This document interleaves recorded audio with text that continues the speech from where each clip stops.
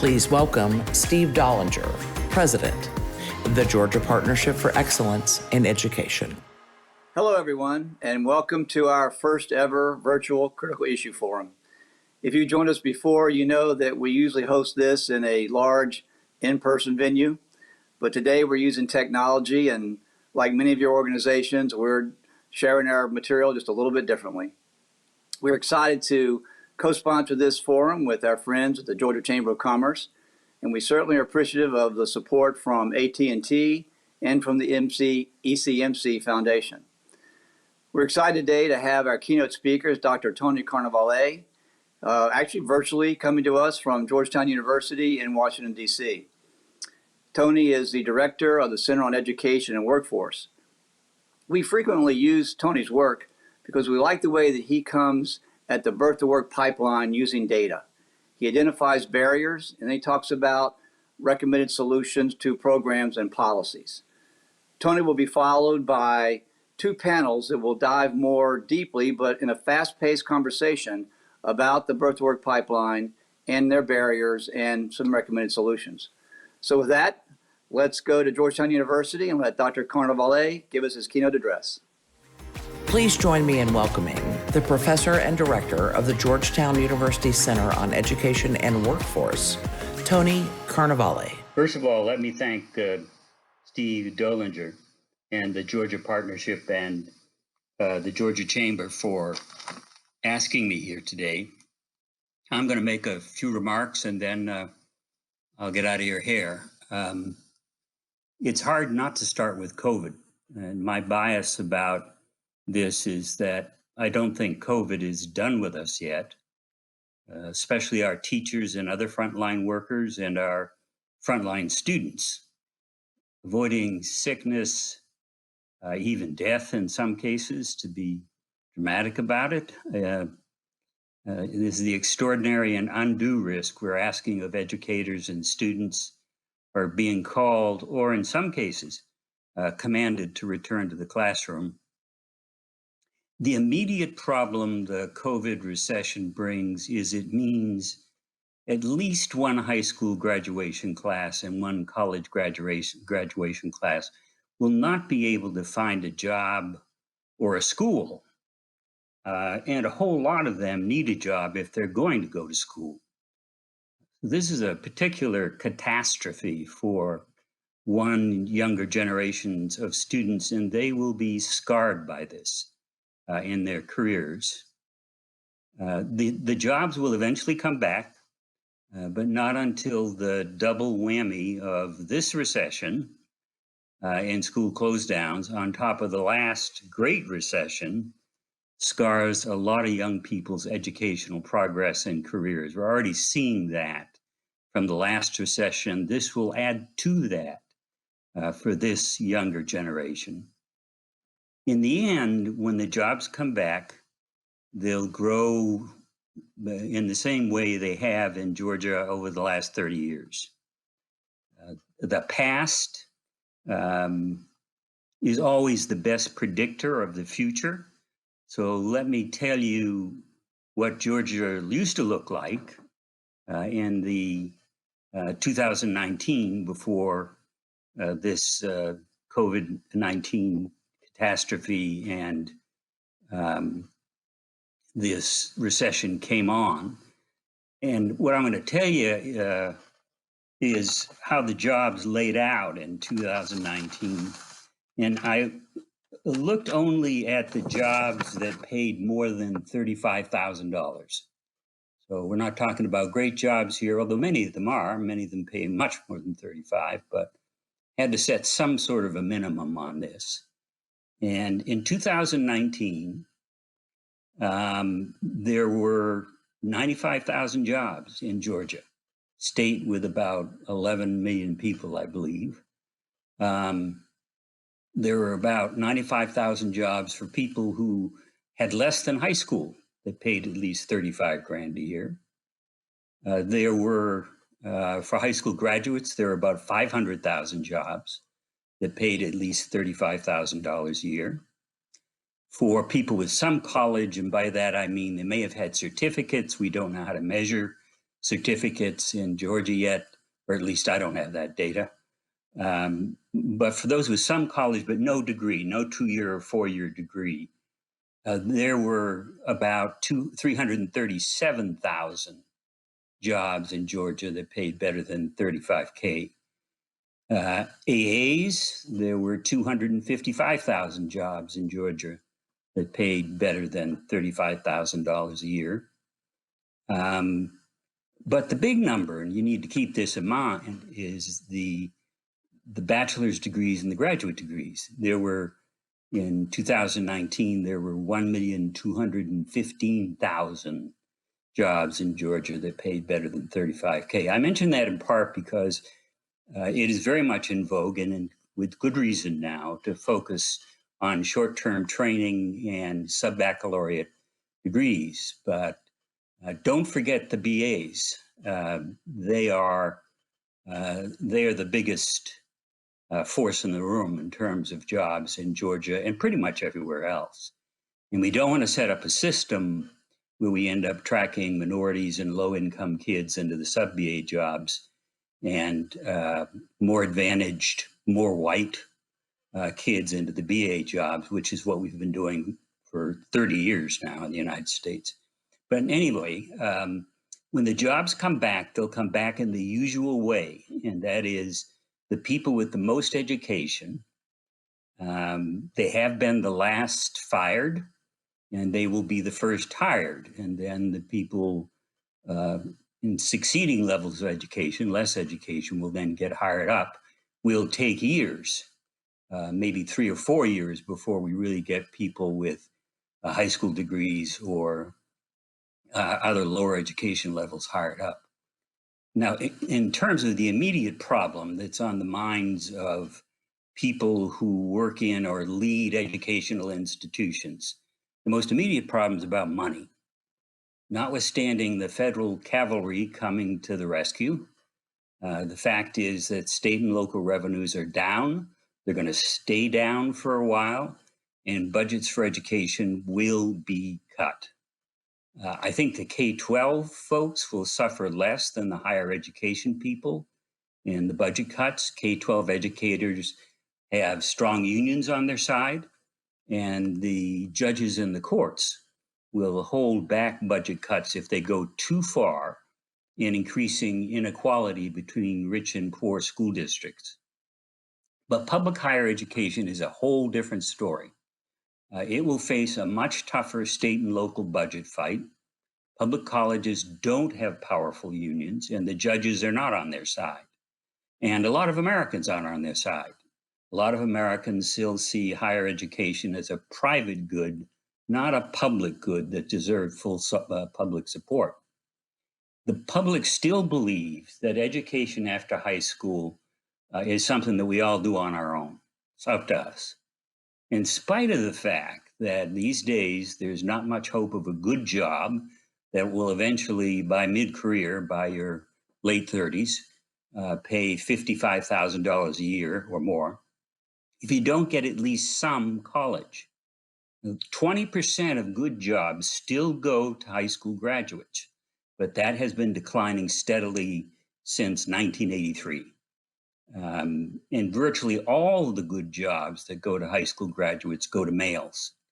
The only hope there, and it's not an insubstantial one, is that a federal infrastructure bill, which everybody seems to favor but no one can pass, will change the long decline in good jobs for high school graduates.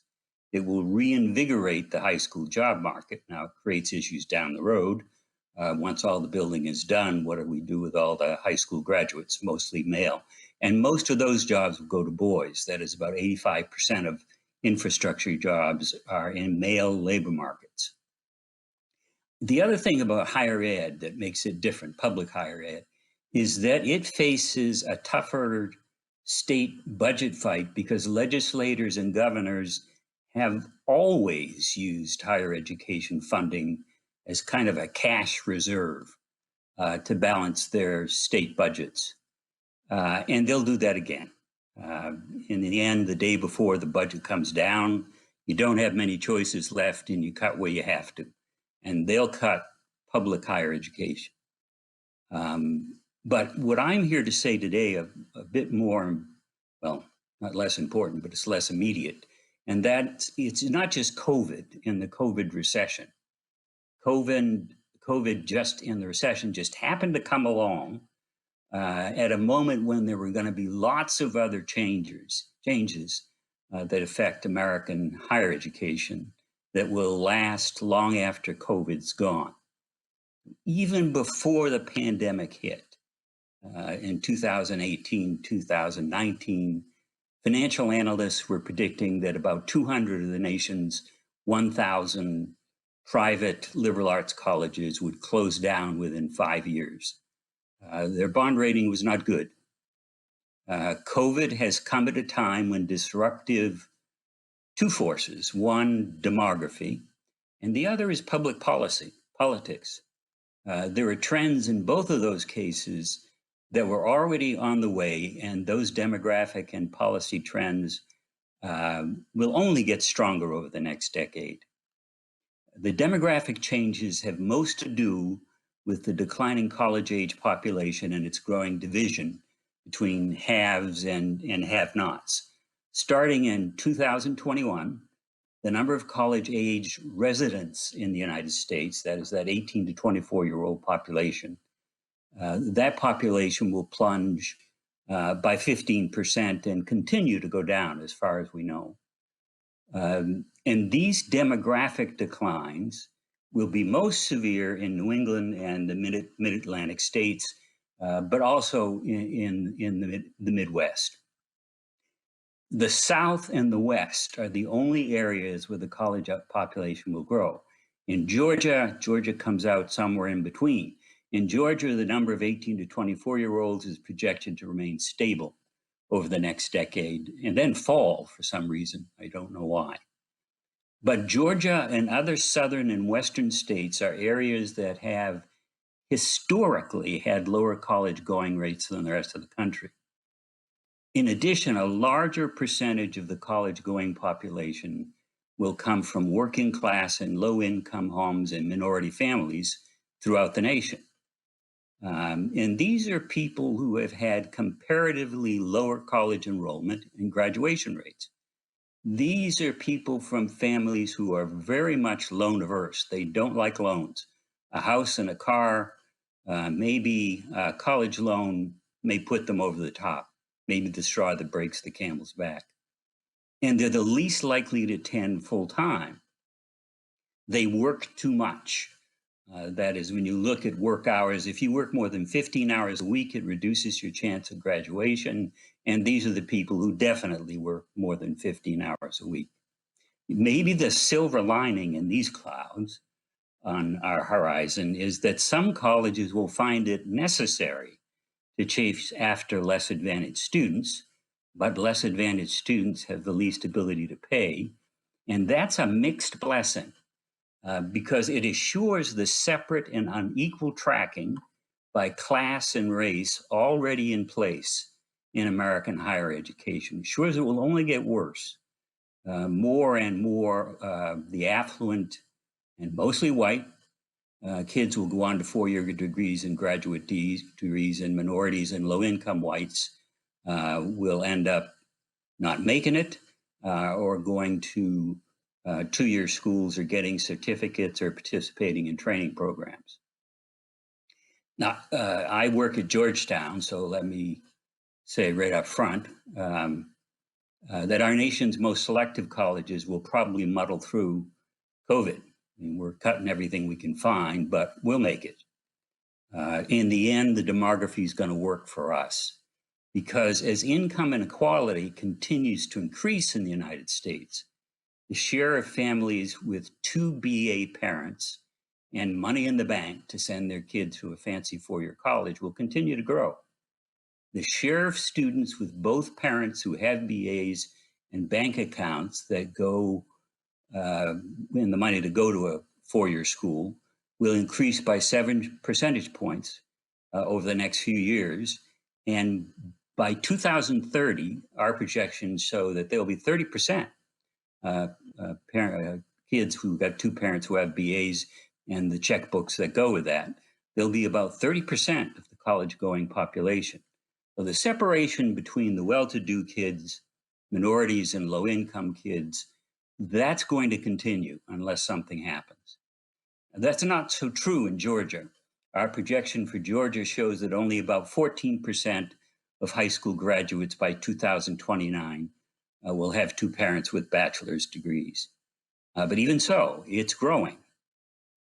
Then the real, probably less certain trend, but I think it's pretty certain, is that there are challenging new policy changes on the way for higher education.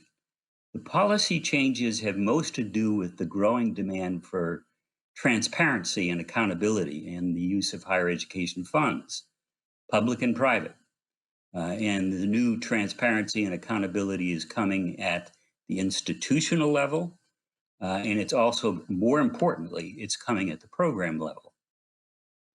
Public money is very likely to come with new demands for transparency on educational outcomes, especially completions and earnings outcomes over the next several years. In the end, we set ourselves up for this.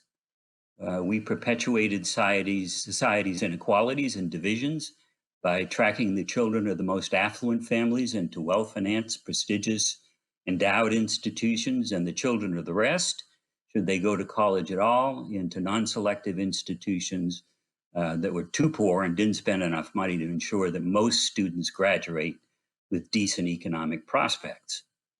Today's post-secondary education system mimics and magnifies the inequality it inherits from the K-12 system, and then projects this inequality into labor markets. Then, of course, the kids who go and graduate from good four-year colleges or get good degrees, usually their parents went to college. Usually they've already had some wealth built in their family. Usually they then go off and marry somebody like them. And then they go to live in a suburb with good schools, and they pass their advantages on to the children. And thus we get this self-sustaining intergenerational transmission of race and class privilege that keeps repeating itself and has been since 1991. That is, it's more and more true that our education system is a keystone or a capstone in the institutional system that perpetuates race and class inequality in America. Now, as higher education leaders, and I'm around a lot of them, it's where I work, we can claim, and we usually do, that class and racial inequality started long before the college admissions officers get involved. But that's a bit of a dodge. As educators, we are all connected as interlocking gear wheels in the institutional machinery of race and class injustice in America. The numbers are damning. A child from a low-income family who has top test scores when they're in grade school has only a 31% chance of graduating from college and getting a good job by age 25. While a child with low test scores in the bottom quartile of the test score range, who come from a family in the top income quartile, has a 71% chance of making it through school, making it through a four-year college, and getting a good job that ultimately pays at least 55 grand a year. And the numbers are worse for low income and minority students. Another fact that I want to leave you is that every year, about 500,000 American high school students graduate in the top half of their high school class, but don't get a certificate or a degree within 8 years after graduating, which is as far as we can follow them in the data. So the notion that they aren't there, that there aren't enough qualified kids to get more post-secondary graduates, is just simply untrue. If these kids did go to college and persisted, they would graduate at the same rate as kids with similar test scores, which means that about 75% of them would be perfectly capable of graduating from one of the top 500 colleges in America. So if anything, education has become the capstone among American institutions that fosters systemic class and racial injustice since about 1983. That's when college first became the most well-traveled pathway and eventually the only reliable pathway, I think, to the middle class. Somewhere between 60 and 70% of the dramatic growth in earnings inequality that began in the mid-'80s in the United States is accounted for by differences in college going, completion of higher education programs that actually pay. Unless something is done, the education differences at the core of the race and class divide are here to stay and widen. Our racial future is particularly bleak. Affluent white families have staked out a huge advantage in bachelor's degrees and access to good jobs over the next 30 years at least. Since 1991, the number of white workers with no more than a high school diploma declined by 13 million kids, while the number of white students who got a bachelor's degree increased by 13 million over the same period. So whites, in a sense, have stolen a march. There's been something of a white flight to the bachelor's degree in America, which sets up affluent whites for dominance for some time to come, because a college degree, if your parents already didn't own a house, you probably will. You begin to build wealth. You have more and more capital to send your kids to buy houses in good neighborhoods, go to good schools, and go to college and prosper. Meanwhile, the share of African-American workers with a BA or better is about where whites were in 1991. And Latinx workers are about where whites were in the mid-'80s. And it's not just about minorities. Only 15% of lower income whites attain a BA compared to 63% of upper income whites. Well, let me conclude with the reforms I think are necessary here. I think we need reforms and lots of them. For starters, we need to treat our education programs and our social programs and the economy itself as all one system by connecting the dots between these separate institutions and policy silos. We need to recognize that college graduation actually begins in preschool, that this is an all one system effort if we're going to change things. We just don't need equal educational funding in our K-12 system and higher education.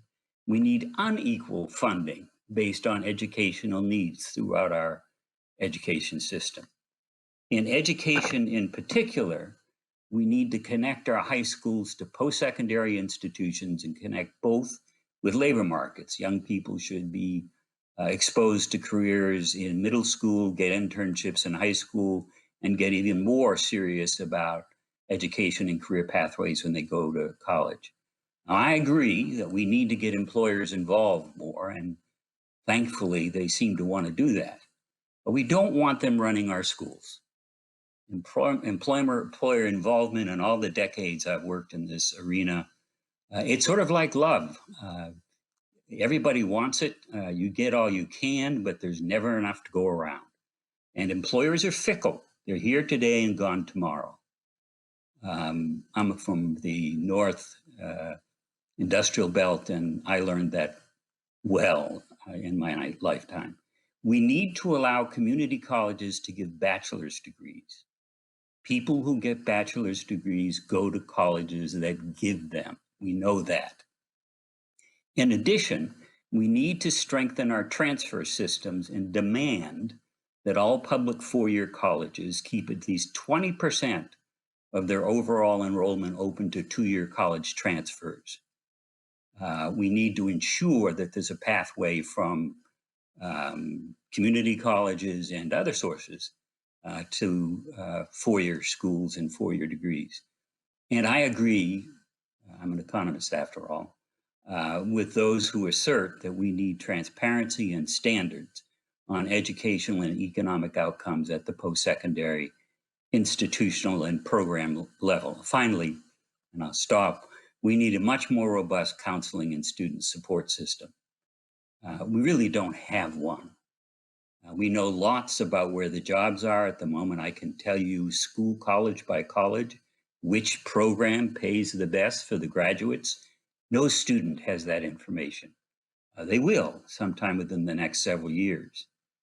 And that robust counseling and student support system doesn't start with the job and work backwards.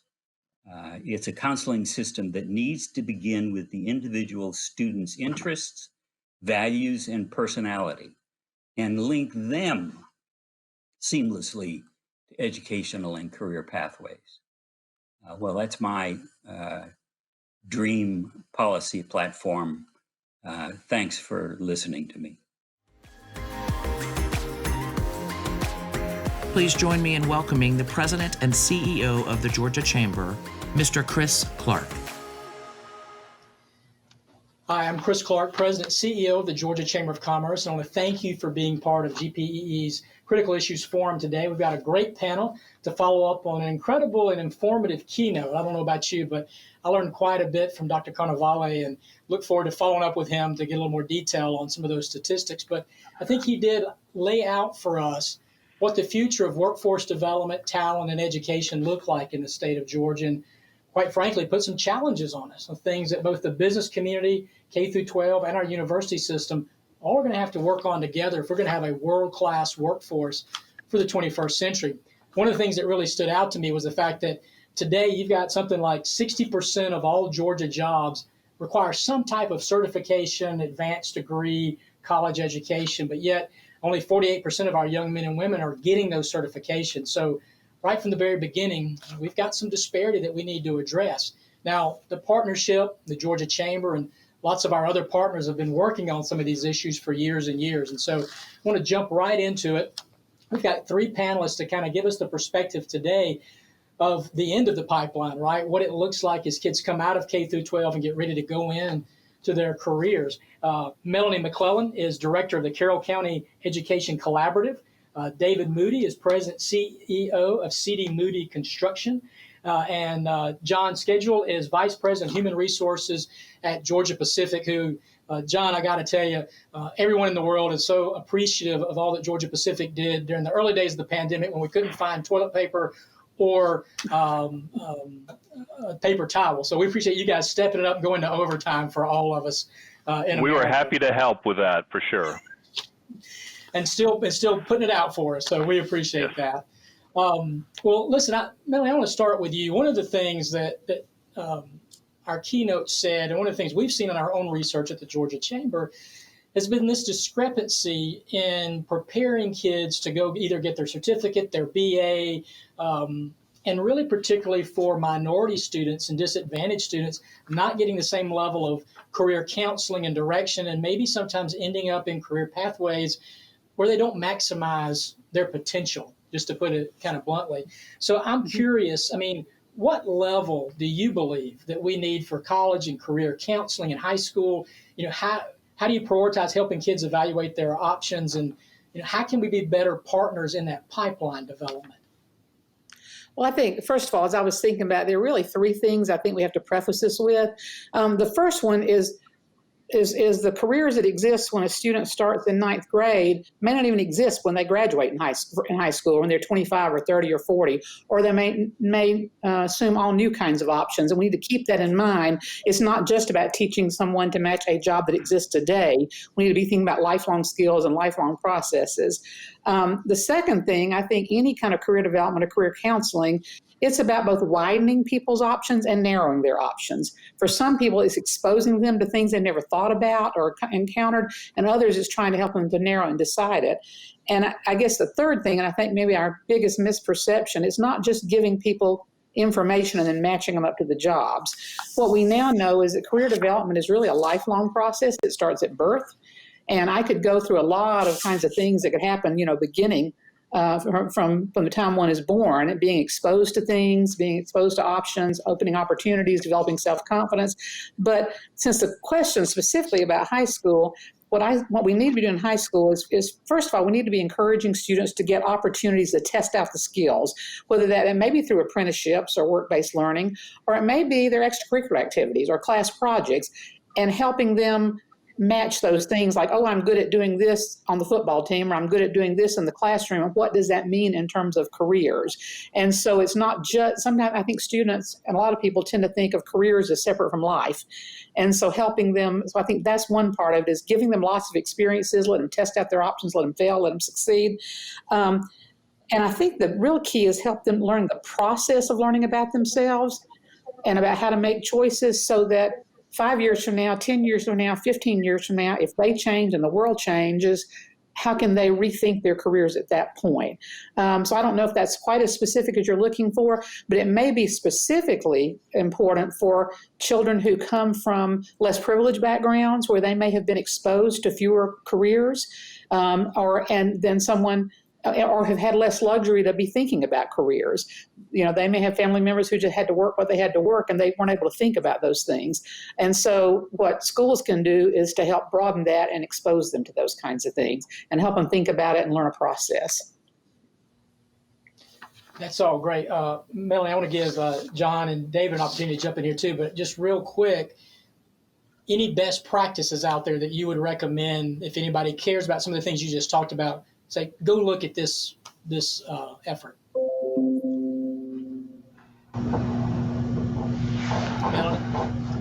Oh, I'm sorry. I'll tell the rest of the other folks. So I'm sorry. Best practices. No, sorry about that. Yeah. Any best practices for folks? Yeah. Well, I would say, some of the things that we've been doing with the CCEC and Carroll County is we have tried to expose students to as many different things as they can. So, for example, we have an 8th grade career fair now where every child in Carroll County, public or private, is invited to that. And the technical college and the university co-host that. And they work with their teachers leading up to that to narrow, here's 3 or 4 things I want to talk about. And it works kind of like a real career fair, but then they'll go and they have time to spend a few minutes with each of those folks. And I think that's a best practice. I think a second best practice is getting teachers out into what some people call the real world, get them into the world of work because it may be different than it was when they were there. One that I don't think enough is done is we probably also need to get industry leaders into the school systems because that's a different real world. And so, they may be making observations or assumptions about the school based on their experience, which has nothing to do with today's experiences. So I think those are just breaking barriers and getting to know each other. But really, I think the first one, and then there's some really good tools out there right now for that students can take, that will match their interests and then teach them how they might interpret that as they go out beyond that. I guess the very last one is the other term that we hear over and over again is the term soft skills, and there are different words for that now. And the more we can help students learn from the time they're born about things like communication and respect and showing up on time and finishing things and the joy of work, then those things can transfer into every career. And so I think let's not think about that as a separate thing that we start teaching people when they turn 18, but instead it's something we start from the time they're children and develop what skills we want them to develop and how can we help them develop that through everything they're doing, whether it's play, whether it's recreational activities, whether it's schools, or those things. So yeah, I'm sure David has no opinion. Oh, go ahead, John. Yeah, I was gonna jump in and there's a couple of things that come to my mind, and it's the first thing we need to understand. It's all about fulfillment. It's all about what can we do to help students find that thing that they're going to do for the rest of their life or start their career off that they love, they're really passionate about, or they can be great at. And sometimes I think culturally there's a perception out there that if you don't go to college right after high school, that it's almost seen as a failure in some cases. And we need to be okay with some kids not being ready for that and taking a step to that spot. And then once they do that, there's got to be a way to get them back into that education, whether that's starting a job right out of high school and then transitioning to a tech school or back into a college once they've started, or the military is I think historically we've seen that work very well. But we've got to change this opinion of parents who are a little bit disappointed if the kids don't go to college right out of high school. that lots of times is a waste of money. It creates a whole lot of debt, and they're going and getting a degree in something they're really not passionate about when it's done and over with. So helping them pick that career, I think, is going to be really, really critical. And I would like to piggyback just for a minute. When the CCEC was created, our mission is to help students graduate, but be prepared to either be enrolled in technical college or university, or to be enlisted because they want to be enlisted, or to get a good job, or some combination thereof. So I think it's absolutely wonderful. You need to say that's a whole picture. It's not an either or.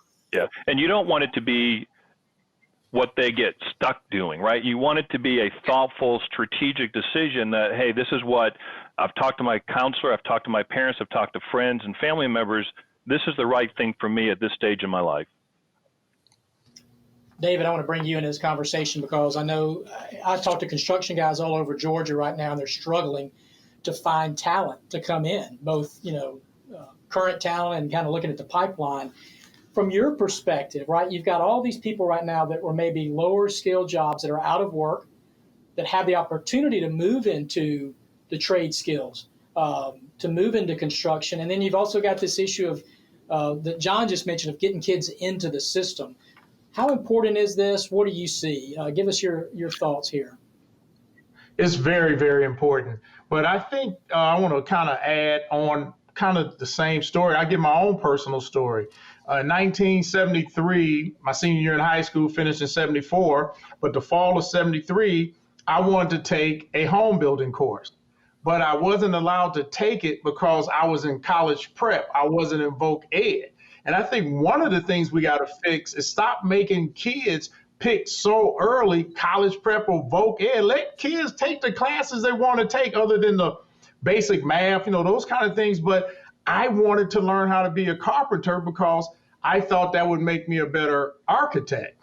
And because that's what my passion was, architecture. So it kind of also goes, we also got to know the difference between our passion and what we're good at doing. So what happened, I went on to architecture school and got my degree in architecture, and I started working as a staff architect for Bechtel in the nuclear power division. I took a field assignment, and this is back in the days before computers where we actually had to draw every day. So, we just drew all day long. And what happened was I took a field assignment and I fell in love with construction. And I realized I would be an average architect, but I could be a really good builder. So I took my knowledge of architecture to construction. But the thing was, if I had been so locked in saying my passion is architecture, I would have missed this opportunity. So we have to be careful, to me, always telling somebody what's your passion. It has to be a passion, but it also has to be what you're good at doing. And I always use this example. You could have a passion for singing, but if you can't sing, what good is it? But you might be a great songwriter, a great arranger, a great producer. But if if you get so locked in saying, I only want to sing, we have to be careful. And the other thing I think is important, we have to give people hope, a reason to have hope. And I agree with everybody on here. We got to stop making folks who like working with their hands feel less than because they don't go to college. I got folks who make six figures who finished high school and went on to trade school. So it's what you are good at doing is most important and willing to put the work into me. That's critical. And I think lots of times people are driven towards a career where the likelihood of making a lot of money is the driver for that direction. And fulfillment, as we all know, is for few people, but not for everybody. Money is not everything. It's the ability to go to work every day and love what you're going to do and love the outcome of the work product. And so, again, all these things that we're talking about here would kind of help folks have a better strategy around what their career opportunities are versus what you see on TV and you hear everybody talking about. So, John, let's follow up on that. We kind of heard mention about giving kids that best direction. Talk about the role of the business community. Melanie said, we need more business people in the classroom to tell those opportunities. Tell me what Georgia Pacific does. Tell me what you would recommend for both that college and career placement in K-12, but also how we work better with universities to make sure that we're putting out those kids that are going to have the best opportunities for growth and success. Yeah, it's amazing. Probably over the last 20 years, we've seen fewer and fewer companies engaging with high schools. It seems like it was happening when I first got into the industry back in the 90s, but over the last 10 or 15 years, for whatever reason, it's really tapered off. We tried to get back into that about 3 years ago, and an example that comes to mind, we went into a local high school and started talking about career opportunities within a plywood mill within Georgia Pacific, and it was amazing about the number of students that had no idea that Georgia Pacific even had a facility in their community. And then the folks who did know about it, their paradigm was what it was like to work in a plywood mill back when their great-grandfather worked there back in 1910. The technology has changed so dramatically that we have to do a better job of connecting them. And you can do that in a lot of different ways. One, we talked about career fairs and businesses coming into the schools. We need to do a better job of being more thoughtful about what those look like, instead of just having somebody stand up there and talk about careers and talk about hourly wages and things of that sort.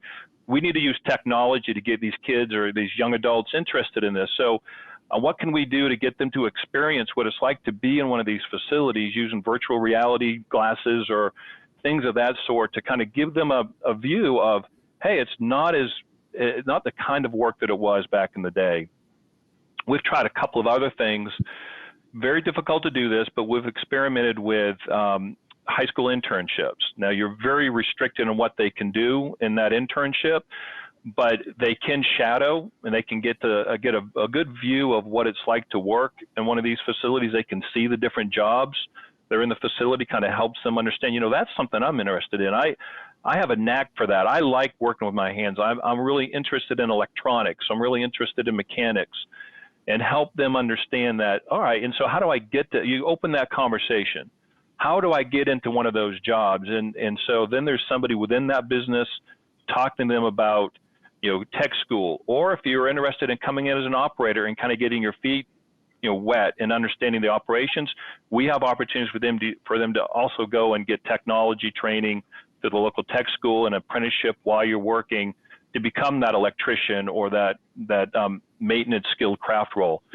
So again, opening their eyes to opportunities is so important early on. Now, the problem with that is it's hard to get a lot of students through that internship. I mean, you only can do so many, but that seems to have worked fairly well when we've been able to do that.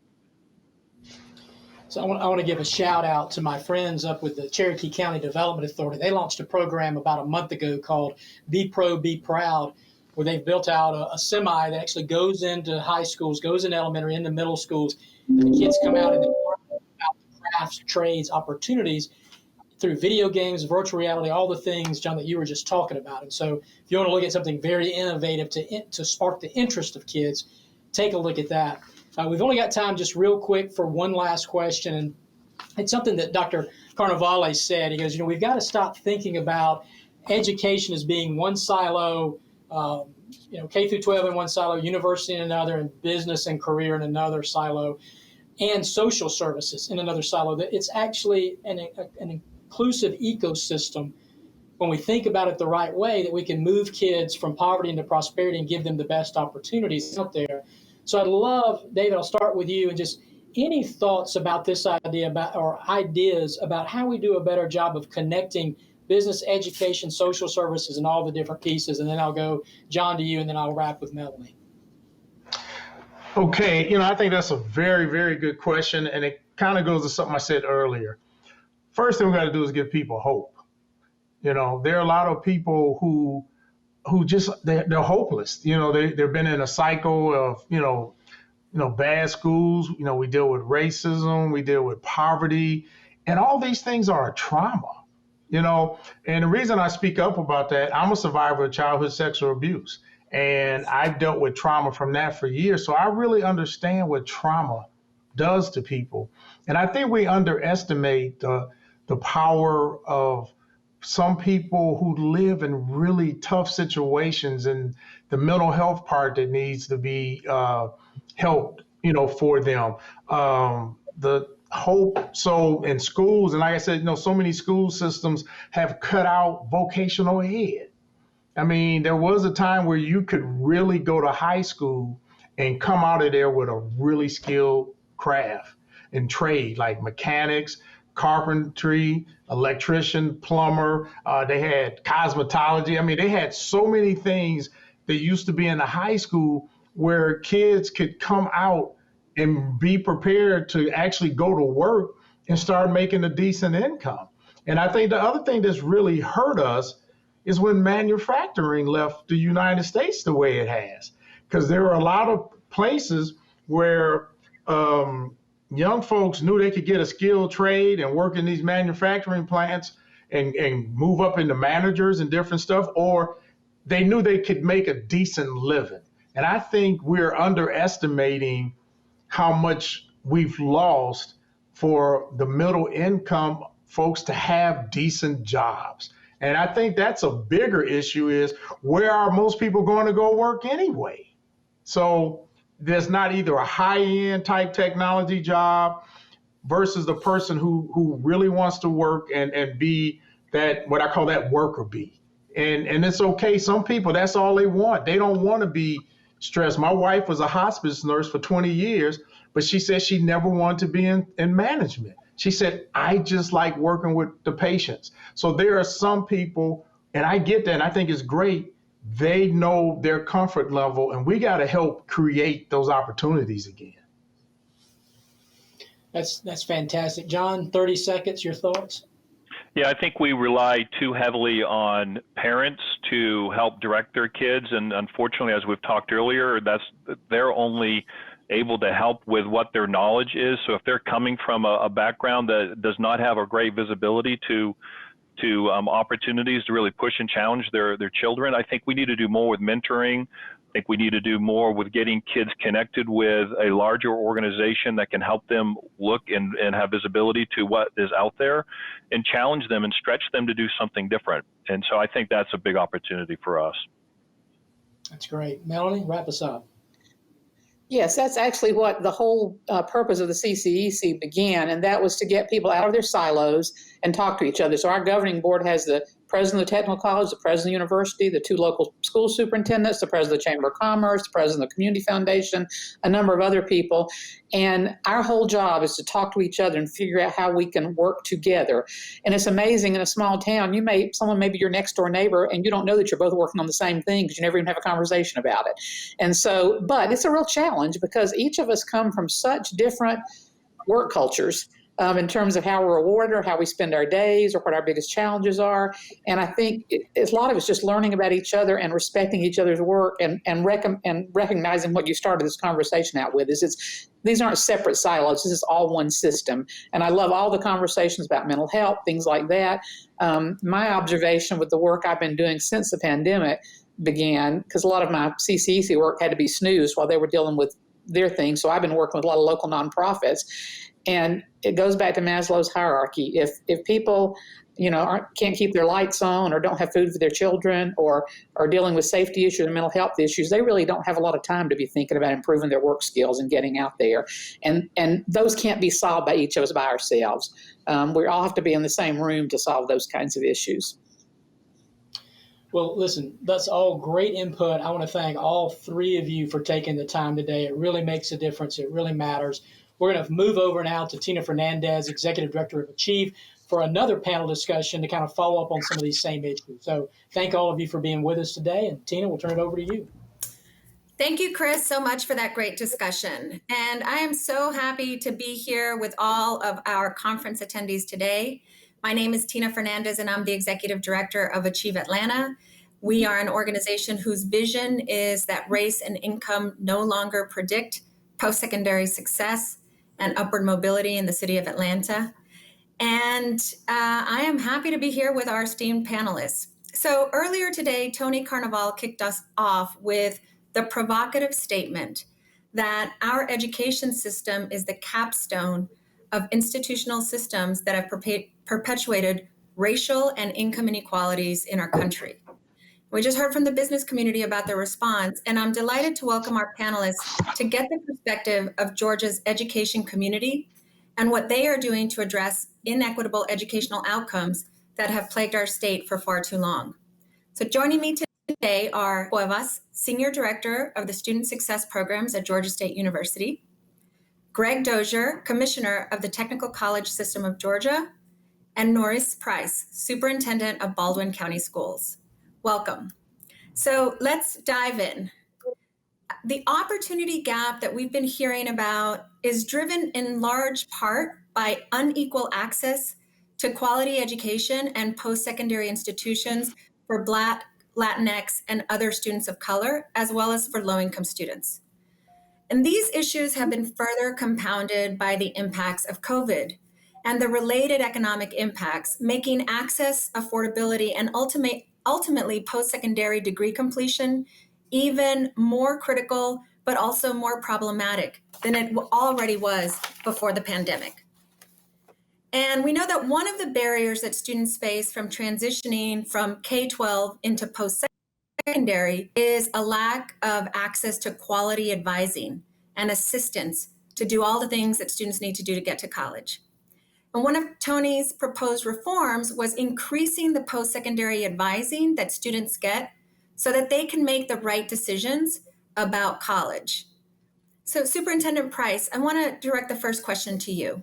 What are the challenges that a district faces in providing robust post-secondary advising? And what is your district doing to address those challenges and ensure that students have the right information and support they need to be able to get to the post-secondary institution that makes the most sense for them? Thank you so much for having me on the panel. And we in Baldwin County, we're a rural community, but we have 3 institutions of higher learning. So when I started here as superintendent, one of the barriers had to do with transportation. Students being able to go to those 3 institutions that we have right here in our community. And the other one was just a lack of exposure and understanding what it means to take advantage of post-secondary opportunities. So one of the things that we made sure that we did when I started back in 2015 was to eliminate the barrier of transportation. So now we have college courses that are taught on site. We partner with Georgia Military College and Central Georgia Technical College. And so we have those professors come onto our campus to teach those courses. We also have buses. We will transport the students to the colleges, which is just 2 miles down the road, and you would think that that would not be a barrier, but if I don't have a car, that does become a barrier, and only those students that have access to transportation are able to do that. And we don't have public transportation in our community. So one of the things that we did is to budget funds so that students could be transported onto the campus of those institutions, specifically Georgia College, which is downtown. So we've been able to also leverage teleconferencing opportunities. So we have Central Georgia Technical College has courses that are taught in Macon, but not in Milledgeville. Our students can have access to those courses through our teleconferencing equipment that we installed at the high school. So we have been really focused in making sure that in a high poverty school district that's in rural Georgia, we eliminate the barriers to those post-secondary opportunities. Thank you so much for that answer. And I can affirm that transportation can be a big barrier. It seems like it shouldn't be, but even in a district like Atlanta Public Schools, we were finding that transportation was a barrier for students taking their college entrance exams. And so we worked with the district to provide the ACT and the SAT during the school day so that students wouldn't have to worry about transporting to a testing site. So I love what you guys are doing. And with For Better or For Worse, we're getting better at teleconferencing. And so that also opens up some opportunities for providing students with access. So now we know that getting into a post-secondary program is just the first step. Low-income students have always faced steep barriers to persistence and completion. And so I want to direct this next question to Eric and Greg. Dr. Carnival talked about ensuring that once they are in higher ed, students have the necessary supports to succeed in college and ultimately to earn their degree. So what are your respective institutions doing to ensure that students of color, low-income students, first-generation students complete their degrees at high rates, successfully enter the workforce? So Eric, I'm going to throw this to you first, and tell us what Georgia State is doing. Thanks, Tina. And again, I appreciate also being here. Georgia State University, along with many schools in the university system of Georgia, are doing a whole lot. I do want to take the end of your question and answer that first. Each 5 to 10 years, institutions are reaccredited, and they have to take up a major university-wide initiative. And what we elected to do is to increase the career literacy of all of our students. So our what we call the Quality Enhancement Plan is our College to Career initiative, whereby all the offices and many faculty members, most faculty members throughout the university, are integrating career literacy into the curriculum and into co-curricular and even extracurricular experiences. One concrete example, one of the programs under my purview is the critical first year experience and first year seminar courses. As soon as the very first week of college, students are exposed to information, data, and resources on how they can leverage the things they learn in class to their future careers or graduate school. We've invested with a company called Portfolium, where we have many college graduates that is specifically in the STEM areas that will be excellent students, have high GPAs, be very engaged with the college experience, but have no real work experience. And they're at a disadvantage when they enter, the marketplace with some of these degrees. We are teaching these students to upload writing samples, lab reports, creative things that they have done, and position them in such a way via Portfolium, which is a student equivalent to LinkedIn, which it is also linked to LinkedIn, so students can showcase their work. So we have art majors who are showing off examples of some creative things they've done in partnership with perhaps their colleagues in the business school. Or we have biology majors who are demonstrating some of their undergraduate research that they've taken a part of as soon as the first semester of their freshman year. So there's a litany of things that we're doing, but we do understand that universities across the country have to do a better job of linking the in-class learning to the future applications of that learning in the workplace. Great. What about you, Dr. Dozier? Perfect. And Tina, thank you for the opportunity. I think this is a great question and really at the crux of what we're all doing, and that is truly the success of the future. And we are very proud at the technical college system of having about a 99.1% placement rate for our students. And what that means is someone who's looking for a job or looking to move forward with their education experience with our USG partners.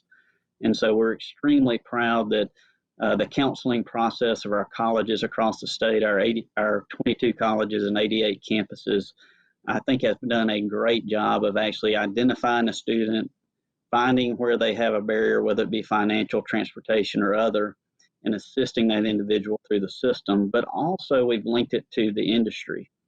And so we think and believe that we have a great opportunity of identifying the work needs and having a student know what they're working toward.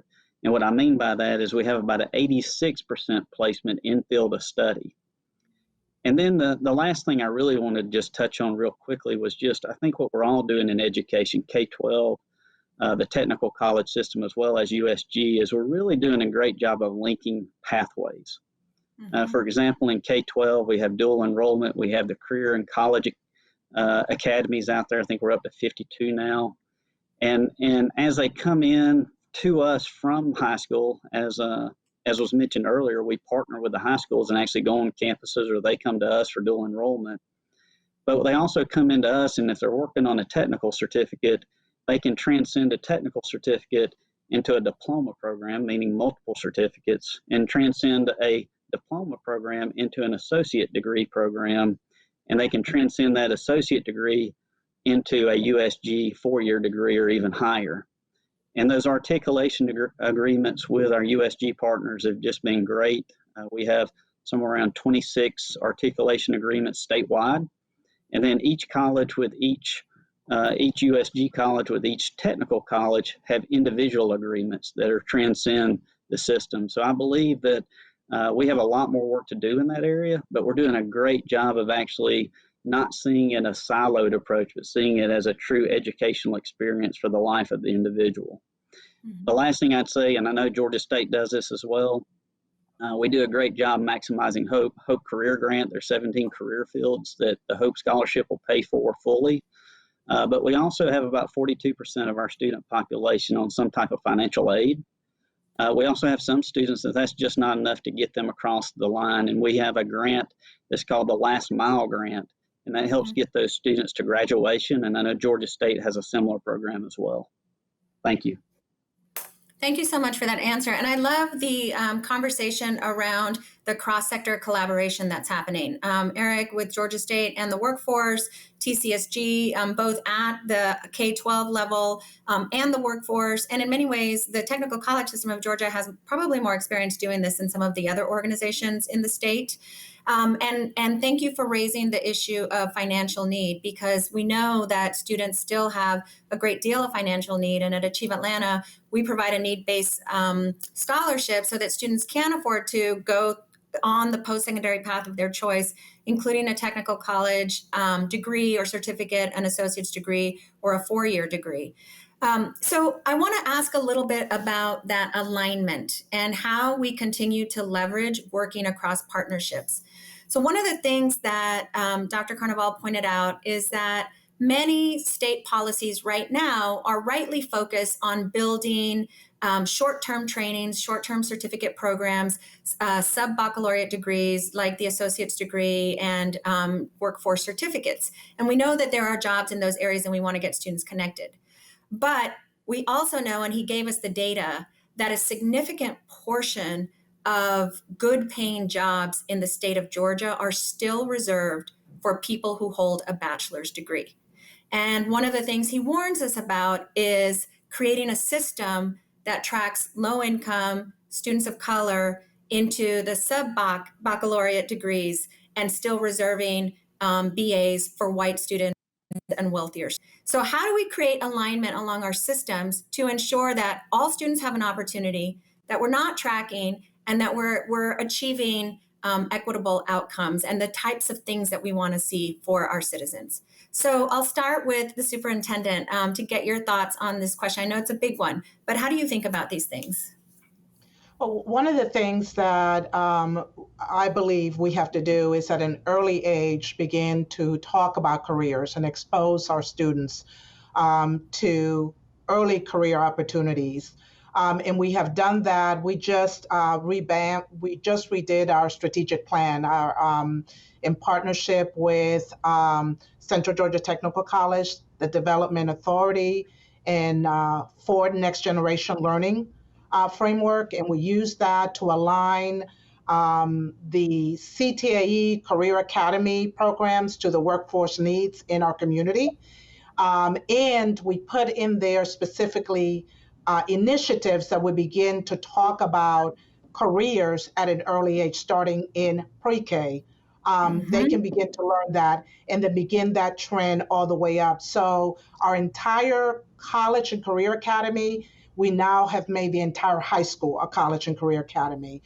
We know that students that take advantage of CTAE programs graduate at a much higher rate and have a higher rate of going to college than those that do not. So we felt strongly that we were going to expose all of our students.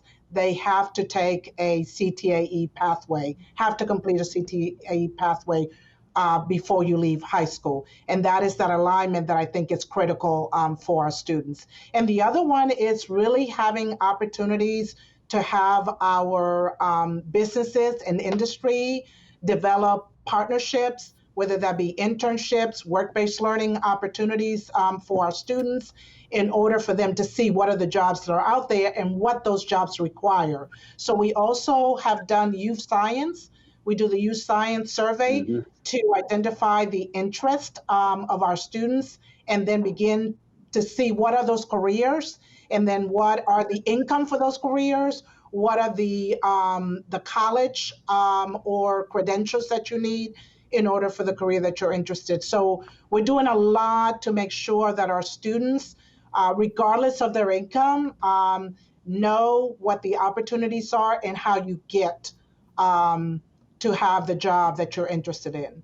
So lots of counseling is involved in partnerships with our business and industry. That's great. And so what I'm hearing you say is that you're starting with the end goal in mind and then helping students figure out how to get there. I love that. So Greg, what about the technical college system? How do you think about these issues?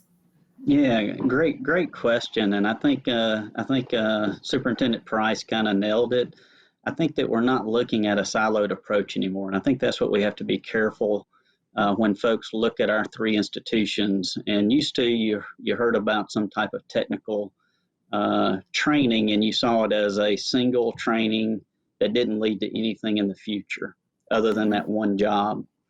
I think we also tend to think that technical training is what it used to be 100 years ago.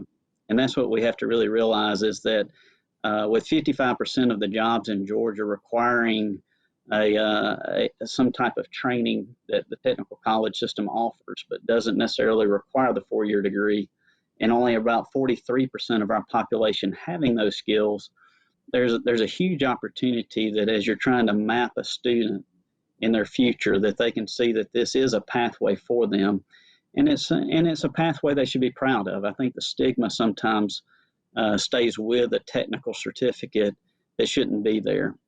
The other thing, just to add on that I've already kind of said, is the technical certificate is not the technical certificate of the past. We're SACS accredited, and so as you come into the technical college system from the K-12 system, it's just a pathway. You may come in and earn a certificate in somewhere like welding, but along that pathway, you're getting some core classes for that 4-year degree that's offered at Georgia State. Mm-hmm. And so as we continue we've all taught ourselves that education never ends, no matter what level of education you have. And I think that's something that we have to remember no matter which career path a young student takes.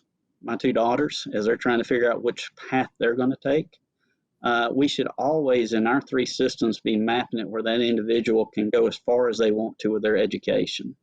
Mm-hmm. And I believe our systems are doing that. I think we have a lot more to accomplish. We have a lot more to lay out and create this pathway that I speak of. But I do believe the framework's there, and I think we've done a great job laying a foundation for our future students, regardless of their socioeconomic class. And I believe that we can narrow that gap over time.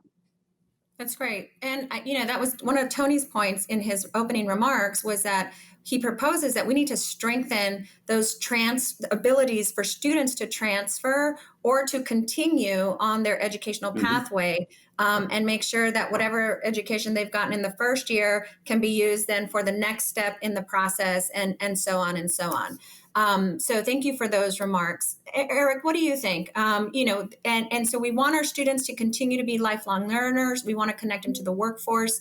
And we also have this where in our state, the BA is still kind of that gold standard if you want to get a good paying job in the state. So how does Georgia State, how do you think about this? And I will nod to you a little bit on this one, Tina. I think our P12, K-12 students and systems have been doing and need to continue to do a better job of teaching our students about institutional fit. There is no right way to do college. It's an individual choice. Mm-hmm. Students need to understand, what does this look like? What does this pathway look like in terms of time, money, investment, and resources? It's part of their careers. So whether they're coming out of the K-12 system armed with a lot of good information, they have a choice to make. What kind of institution is the right institution for me? Do I want to go to a technical college, perhaps get the associate degree, get into the workforce, and if the workforce and market dictate it, come on back to the university system and finish what I started there? Perhaps it's enough for me. Or if I want to attain that gold standards of the baccalaureate degree, do students understand the differences between a research university, a regional university, a comprehensive university, and weigh those pros and cons that each of those institutions bring? Many times, and we're all guilty of this, even as as adults. We look at the shiny things. Well, they have a football team, or what do their dorms look like? Or the T-shirt is sold at Kroger, so it must be a good school. When in reality, if you are a business major, you may want to go to this type of institution. If you want to be an entrepreneur, you may want to go to that type of institution. And you always have to forever be balancing what you're getting out of the experience. The tuition and fees are a flat rate, but the benefit that you could derive from all three of these systems is nearly infinite.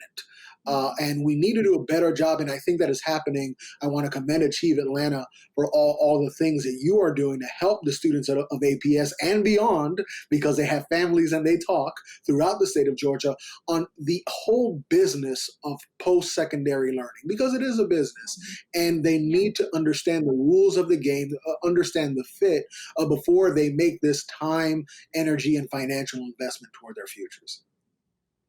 Thank you so much, Eric, and thank you all. And honestly, I feel like we're just getting started with this conversation, and I wish we had more time. But I think you've really whet our appetites. And the big takeaway for me is there are so many opportunities for students. Our job is to make sure that students and families have all the information that they need to be able to make good choices for themselves and for their goals. And I really appreciate all that all of you are doing to make sure that that happens for Georgia students and Georgia families. So with that, thank you so much for being here, and we look forward to seeing all of you, and good luck with the fall semester. Hats off to all of you. Right now, you are the true heroes during this time. So thank you. So Chris, I thought that was a really, really interesting conversation that we had today. And I know that I have a lot of questions and a lot to take away from today's talk. I think the big takeaway for me, and it was what our superintendent said, was this idea of designing with the end in mind. And I think that Tony's remarks really challenged us about the fact that when we really sort of designed our educational systems hundreds of years ago, our higher ed system, we had different goals in mind. And those goals have changed. And so what we really need to be doing is there's lots of great opportunities for students, but we really need to think about where we want them to get to, and then make sure that our systems are working effectively to get them to that goal. So, I think that's what I'm going to take away, think about the work that we're doing at Achieve Atlanta. And I think it's always important for all of us to be thinking, is this doing what we're intending it to do? So that was my big takeaway. What about you? So I'm like you, I took so many notes. I've got so many questions of follow-up. I've got so much research I want to do on so many of these different topics.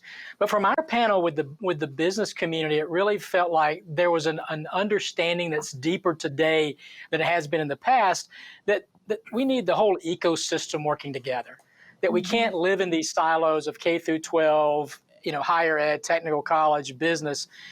It used to be, the joke was that, we bolted all of these pieces on to make a pipeline, right? And, sometimes a pipeline split off and sometimes it leaked a little bit. It really needs to be a seamless machined piece now, where everything works in partnership, which means I agree that we've got to rethink some of those systems. I mean, when you have so many kids in a school having one counselor to deal with, and that counselor is trying to help those kids deal with suicidal thoughts and mental health issues and parental issues. They don't have time to think about this career path or that career path. And so I did love the fact that business community said, we need to be in the classroom. We need to have a different, but we have to be invited in and we have to be wanted to be there too. I mean, I know that's something you guys work with at Achieve Atlanta every day, of trying to bring all the pieces together. So absolutely. I think that's my big takeaway today, and something I know that we need to work on as a business community. So, but that's one of the reasons why the Georgia Chamber is co-sponsored this Critical Issues Forum. I want to thank you, Tina, for helping us today. Dr. Carnevale was fantastic. We're excited about that. And now I get to kick it back to our friend Steve Dolinger, our President CEO of the Georgia Partnership for Excellence in Education. Steve, back to you.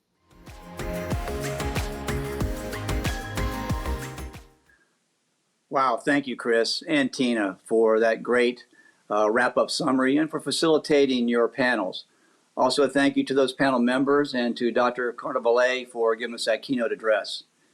Feedback is really important to us, and we're going to ask you to take a few minutes to give us feedback today. If you have a smartphone, you'll be able to scan a QR code that will come on the screen in just a few minutes. Or we'll be sending you an email in just a few minutes that you can also get to our feedback survey. I want to thank the Georgia Chamber of Commerce for co-sponsoring our forum today, And again, we appreciate the support from AT&T and the ECMC Foundation. This recording of our program will be on our website in just a few days, and we'll also send an email to everyone who registered for the program with the link. We thank you for joining us today, and we look forward to joining you again virtually sometime soon.